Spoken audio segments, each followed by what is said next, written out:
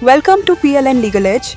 I'm Tanvi. Every week we simplify important legal concepts into concise revision notes and exam-focused MCQs. This week, we'll revise FIR registration, bail under the BNSS, and cybercrimes including AI-generated deepfakes, three topics that are increasingly important in both examinations and legal practice. FIR registration. First Information Report, or FIR, is the formal recording of information relating to the commission of a cognizable offence. The Constitution Bench judgment in Lalita Kumari versus Government of Uttar Pradesh 2013 established that where information clearly discloses a cognizable offence, registration of an FIR is mandatory.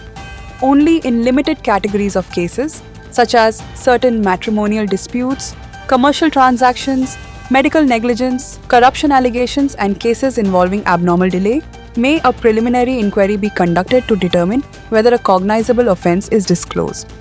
The BNSS continues this commitment to prompt registration and procedural fairness. Bail under BNSS. Remember the basic distinction: regular bail applied for after a person has been arrested and is in custody. Anticipatory bail applied for before arrest, when a person has reason to believe they may be arrested in a non-bailable offence.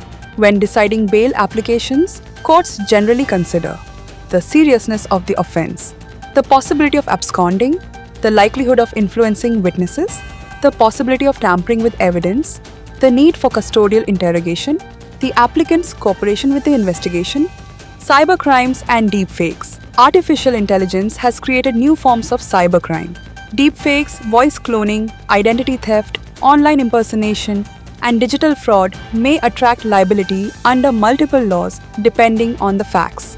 Key statutes include the Information Technology Act 2000 for cyber offences and electronic records, the Bharatiya Nyaya Sanhita 2023, where AI-generated content is used to commit offences such as cheating, forgery, impersonation, defamation, criminal intimidation, or publication of unlawful content.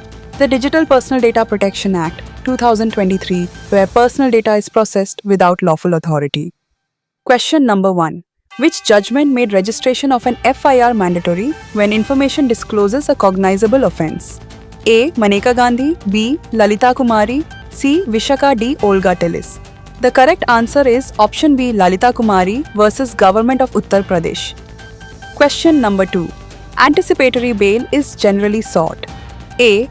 After conviction, B. Before arrest, C. During trial only, D. After acquittal. The correct answer is option B, before arrest. Question number 3. Which of the following is not ordinarily a factor considered while deciding a bail application? A. Gravity of the offence.